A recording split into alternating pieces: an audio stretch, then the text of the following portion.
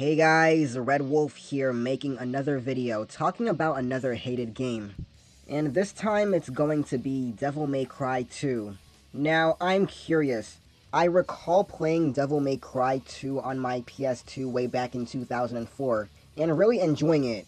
Granted, it wasn't as fun as 1 or 3, but I just never understood the sheer hate. The truth is, Devil May Cry 2 improves on a lot of Ocean's Worth elements from Devil May Cry 1. The controls are more responsive, the graphics got a major overhaul, you have mission select, a ton of extras, and a ton of other little elements that would eventually form the basis for Devil May Cry 3. I think the main problem playing as Dante just wasn't as fun. I think a lot of it boils down to level design and poor enemy AI. The game had these huge sprawling levels littered with walls and pillar and whatnot. And when an enemy party would attack, one or two would eventually get stuck behind something and Dante would try to act to no avail, killing any sort of flow for the game. Throw in that, even though nice and big, the levels are pretty empty with a glorified switch every now and then, making it get pretty old fast. You ended up with a game that had a dull action and dull scenery.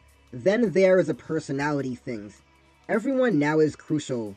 Remembered Dante as this smart-talking badass devil hunter with the heart of gold. And in return got this serious quiet guy who said these harsh mean lines that seem out of line with what they remembered. Truth be told, Dante wasn't all that talkative or charming in the first one. But perception is reality. I honestly felt this way myself. But as I recently replayed the games, I kinda came to the realization that it was total BS. Plus, there's the effect of Devil May Cry being the original game, so it gets a lot easier since its job was to introduce the elements, not to continue them as in 2 or 3. Then there's the bland, uninteresting weapons, a heavy sword, a light sword, a medium sword. Yawn. Now, as for the whole Devil May Cry 2 was supposed to be a different game thing, I don't buy that anymore. My personal take on it is that Capcom planned to make each Devil May Cry its own self-contained story, and have a new hero each story that has a human Devil May Cry. So after the huge success of Devil May Cry and the endless talk of Dante, they probably shifted that around to include him in the game. In other words, Lucia was the original main character, and considering the world, the story, weapons, the bosses were structured, it seems more appropriate. Plus, the enemies felt more appropriate playing as Lucia in my opinion. The game to me wasn't terrible, but very mediocre.